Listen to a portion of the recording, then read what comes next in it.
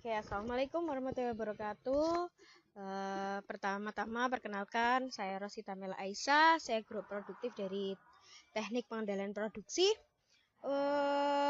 Kali ini saya akan memaparkan tugas terintegrasi pembelajaran daring untuk kelas 12 TPP. Jadi yang pertama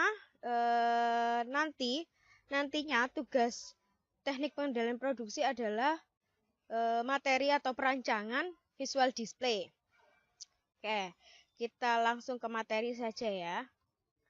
Untuk yang pertama, materi dari visual display ini terdiri dari ergonomi, display, tipografi, ukuran font atau ukuran huruf, dan juga komposisi warna. Jadi untuk membuat visual display, untuk merancang sebuah visual display, kita tentunya memperhatikan beberapa aspek itu tadi ya.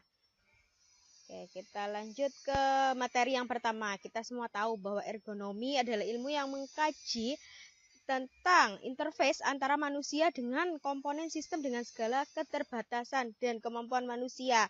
Nah, ergonomi biasanya kita sering menyebutnya atau Bu Rosi sering mengenalkan ke kalian semua adalah tentang kenyamanan. Kenyamanan antara siapa? Antara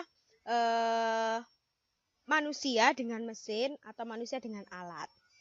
Seperti itu. Lanjut.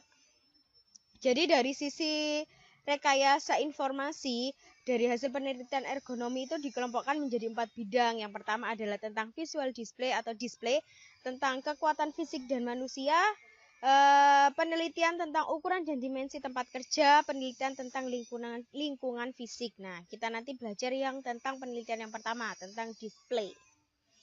Oke, kita masuk ke bab display ya. Display sendiri itu apa sih? Nah, display itu adalah biasanya itu fungsinya sebagai sistem komunikasi yang menghubungkan antara fasilitas dengan manusia. Contohnya dalam kehidupan sehari-hari banyak sekali display. Misalkan ada rambu dilarang berhenti atau tulisan di banner. Nah, itu namanya display atau display yang ada di sepeda motor kita, speedometer, itu yang dinamakan juga dengan display. Lanjut. Nah, untuk pembagiannya sendiri, display dibagi menjadi 2 bagian. Yang pertama ada display statis dan display dinamis. Yang statis ini adalah memberikan informasi tanpa dipengaruhi oleh variabel waktu, misalnya ada peta. Nah, yang display dinamis itu dipengaruhi oleh variabel waktu, misalnya speedometer pada sepeda motor atau mobil. Terus materi yang ketiga yang termasuk di dalam display, jadi ada yang namanya tipografi atau seni memilih jenis huruf. Nah, kalian pasti di saat sekolah atau saat mengerjakan laporan pasti mengenal banyak sekali font atau jenis huruf. Nah, ada yang sering kita pakai, ada Arial, Verdana, Times New Roman, Comic Sans, Red Bouquet, Lucida, dan lain sebagainya. Pasti banyak sekali kan ya. Saya lanjutkan. Jadi untuk tipografi itu apa sih? Tipografi adalah seni memilih jenis huruf. Yang pertama, memilih jenis huruf dari ratusan jumlah rancangan jenis huruf yang tersedia. Menggabungkan jenis huruf yang berbeda, menggabungkan sejumlah kata yang sesuai dengan ruang yang tersedia, menandai naskah untuk proses typesetting, menggunakan ketebalan dan ukuran huruf yang berbeda. Nah, selanjutnya kita akan membahas tentang ukuran huruf. Dalam memformulasikan ukuran huruf dalam perancangan display, kita harus memperhatikan besar kecilnya huruf atau ukurannya. Bagaimana Bu? Nah, itu ada rumusnya sendiri. Ya, seperti yang kalian lihat di layar kalian. Untuk menentukan tinggi huruf atau biasa kita simbolkan dengan H besar, itu adalah jarak visual dibagi 200. Nah, ini adalah dalam milimeter. Ukuran tersebut dalam milimeter. Lalu jarak visualnya berapa Bu? Jarak visual kita tentukan 5 meter atau 500 milimeter. Gitu. Lanjut, ini untuk menentukan lebar 2/3 kali H besar. Bisa dibaca sendiri ya. Lalu kita lanjutkan.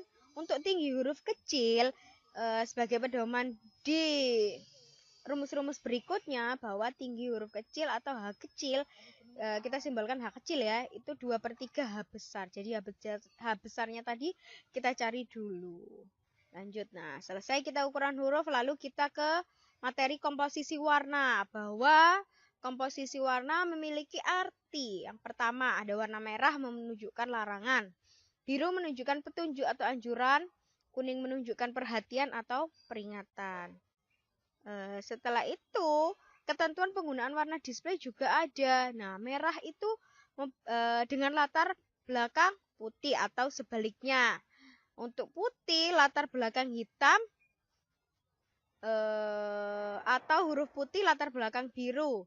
Huruf putih latar belakang hijau atau kebalikannya, artinya petunjuk. Seperti ini ya, nanti kalian baca sendiri materinya. Lanjut. Nah, untuk kombinasi warna, jadi penataan warna tidak berarti multiwarna, sehingga perlu dibatasi maksimal 5 warna saja. Kombinasi warna legal dengan lampu putih adalah sebagai berikut ini yang ada di tabel. Bisa kalian baca sendiri ya. Nah, sudah selesai kita di materi visual display. Nanti kalau ada pertanyaan bisa menghubungi saya selaku guru produktif. Lalu materi yang lebih lengkapnya nanti saya kirim via grup WhatsApp. Jadi nanti ada jurnal yang akan saya kirim ke kalian semua.